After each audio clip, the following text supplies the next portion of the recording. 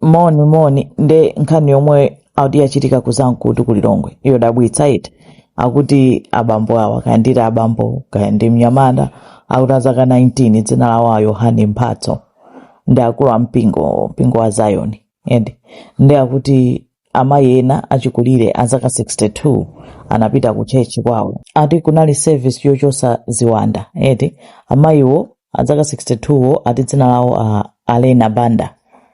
ndi kunapita anthu ambirimbiri osiyanasiyana anapita 8 koloko usiku ndi service yo yayamba akuti mwambo ochosa ziwanda unayambika koma ziwandazo zimachosedwa ndi mtengo amamenya anthuwo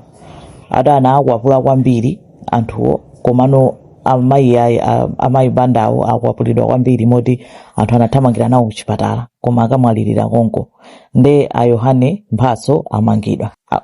pa mulandu oganiziridwa kuti apha munthu ndi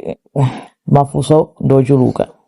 koma ndiye imene ndi nkhani yomwe ichitika ku Lilongwe kumapemphero kumene amakachosedwa ziwanda apezeka kuti aphedwa chifukwa chomenyedwa ati evidence apolisi atapita akapeza ndithu mitengo iwiri yomwe imagwiritsa ntchito kutani kukwapula anthu